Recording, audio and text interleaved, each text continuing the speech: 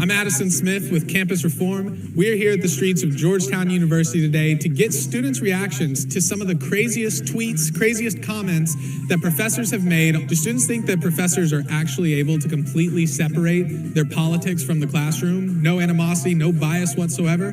Let's find out. So a lot of students oftentimes complain about professors bringing their personal politics into the classroom. Have you guys experienced this, or do you think that that's a problem at all? Well, I've definitely experienced it. I mean, we go to Georgetown, everything's political, let's be honest here. I'm in the business school, and I personally haven't seen it as much as other people have talked about it. But I know friends that don't take business school classes, a lot of them have complained and said that they often can only express like one typical viewpoint. I think that it's mostly a good thing, so I don't have issue. I think most professors will keep their politics outside of the classroom. I think it's normal, because everyone has their own opinion on politics, obviously. So I think in class, it's professional to keep it out of the conversation, just to be respectful. But in private, everybody can talk about their opinions. Do you trust? Hey there, everyone. Welcome back to the Dr. Nasir Shaikh Show. I'm your guest, Dr. Nasir. And as you can see, what we have on tap for you is checking out with these woke social justice warrior students, virtue signaling again about how their professors, you know what, they make these comments, these extreme comments. Let's see what they think about them when they actually see some of those comments. Let's go to that video. We're going to do that right now. Do you trust your professors or professors in general that they'll be impartial to students, that they won't, let it affect how they grade them or how they treat them? No, I think there's always going to be some degree of bias. I do. At Georgetown, everything is political, and I think that if you make everything political, then you have to kind of be partial when you are grading other students, because you know that they do have other opinions that aren't the same as yours. We are a very liberal campus, and when you have students...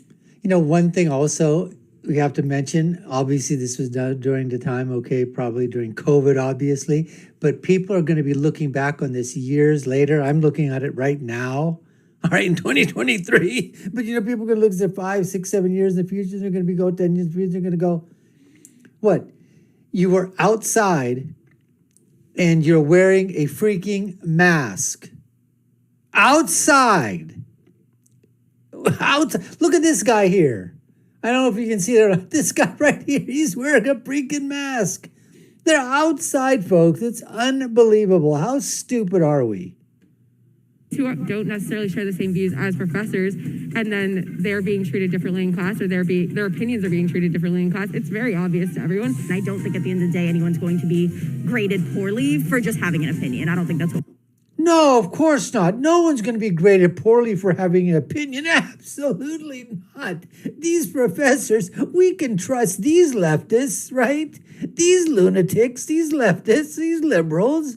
We can trust our professors. They're not going to take it personally if you have a view that's completely diametrically opposed to what they have to say, do we? We can trust professors. They're leftists. They're liberals. They're Democrats. They're going to be fair. They're going to be, they're not going to be partial. They'll be impartial, right? Yeah, right. What we're necessarily about here, for sure. I feel like they don't influence my personal views. I feel like we can foster really great debate. Again, look at this. You're outside in the beautiful, beautiful fresh air, right? How far apart are these people? Probably 4 or 5, 6. Masks. Unbelievable, folks. Without really hurting each other. I don't see that being something. Maybe there's other professors in the school that do that, but not in my...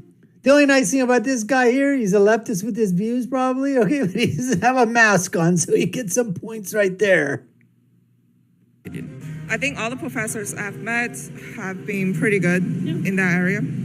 Yeah, I think that's what our university stands for, right? Because this is Georgetown, so it's really liberal, and so basically we are really inclusive in terms of different opinions. Colleges have kind of skewed in one direction on the political spectrum. I feel like there's less tolerance for a diverse viewpoint. I wanted to read to you real quick a few tweets and statements professors have made and get your reactions to it. This is an Iowa State sociology professor, and she said, "Lately, I try to limit my interactions with white people as much as possible.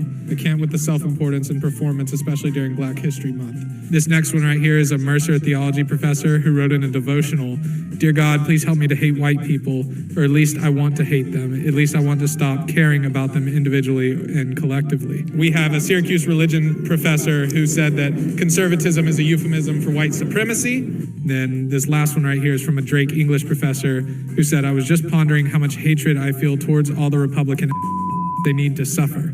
So you see those tweets, reaction. That's just, those people are crazy. I mean, I think that's absolutely insane. Finally, he's not a woke student. No, he's a business major, so maybe that's why, okay? But he's one of the few people out here, okay, that's basically saying these people are absolutely nut job, lunatic. They're crazy, these professors. Insane. That is extreme. Surprising, but not necessarily shocking. I think it's fair to say that a lot of people feel that way, but it's not necessarily voiced this way on campus here. It's not appropriate, I guess, to say these things because there's still a platform for professors to voice their opinion. To this day, none of those professors have been fired. Do you think that they should be? No. Why not? Because they are expressing the point of view of the minority. And I don't think the minority's point of view They're expressing the point of view of the minority, these leftist lunatic professors, which make up like 98, 99% of the college campuses. Professors are absolutely leftists. They give, in terms of money that they give to left causes, to the Democratic Party, socialist Marxists, this kid is saying that it's a minority opinion. Oh my goodness. should ever be suffused as much as the harmful majority point of view. There was another video of a professor saying she hopes Trump supporters die before the election. And I've become the type of person where I hope they all get hit and die. I'm sorry, but I said to somebody yesterday, I hope they all die before the election. Let's say you were a Trump supporter and a professor said she hoped all Trump supporters died before the election. Would you feel comfortable with her knowing you were a Trump supporter? No, of course not, no. If you were a Trump supporter, would you let her know that in your class or would you try to hide it? I mean, I would probably try to hide it. Yeah. Why? I would be scared, for her lashing out towards me. If I had a professor who felt that strongly against my views, I would be uncomfortable taking their class. There's clearly those professors have deeper issues than just what's being said. They have something messed up in their mind. So should they be fired? Yeah, definitely.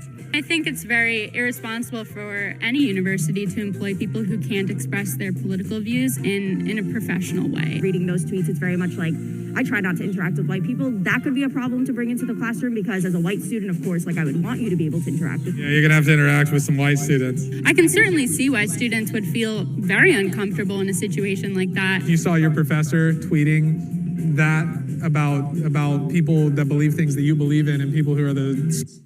I like to ask him and say, what if you had a professor that says, you know what, I don't want to interact with Japanese people because of World War II, or I don't want to interact with Asian people because of XYZ, or I don't want to act with Indian people because of what's going on, or I don't want to act with Middle Eastern people, or Italian people, or German people, or French people, or people from Norway, or Sweden, or Africa, if they said something like that.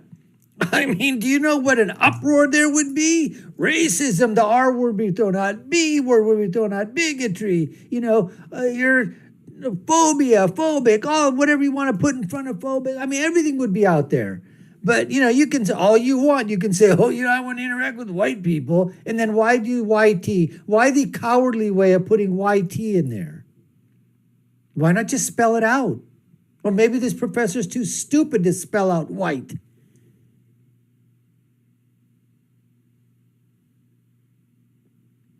Skin color that you are, if you're a white person, a conservative, you can't help but think in the back of your mind that they might show some bias towards you in the classroom. Do you think? I've actually never thought about that. They have signed control over your campus performance and the grading and everything, so I won't be comfortable with that. And that's exactly true. They won't be comfortable with that if that professor is like that. So I'm just saying, and some of these professors, I guess, have been reprimanded. I think some professors, I've heard, it depends upon whether they're tenured or not, or what type of power position they have, or how leftist the university is. but I would say in many of these cases, these professors have been allowed to stay on their jobs even after spouting this kind of absolutely, supercharged, rhetoric, which I would say borders on absolutely being extreme. And I would even say, can you say, people always say, are words violence? Are words violent? Well, in of themselves, not really. They have meaning that portray, hatred and bigotry and violence and those kind of things. So the question becomes is, when leftists and liberals and socialists and Marxists and other people do it on an academic institution, it's looked as, well, it's just someone just expressing their opinion. It's a little extreme, a little radical, but it's just their opinion. Now, when you do that, okay, on the right, and you do it from the political side, all of a sudden now, guess what? As I said before, the B word comes out bigot, the R word comes out racist, the I word comes out insurrectionist. All these words come out, phobia, phobic, all these things come out. And so it's not a level playing field. The narrative changes. When you're on the left, it's just an opinion. When you're on the right, it's an attack. Anyways, folks, we appreciate you taking time to watch. You've been watching the Dr. Nasir Shaikh Show. I've been your host, Dr. Nasir. If you haven't done so, subscribe to our channel, hit the notification bell, like, share, follow us, put your comments down below, let us know what you think. What I think of my final point is, when you're right, you're right, and when you're left, you're wrong. We'll see you again next time, folks. Take care and stay safe.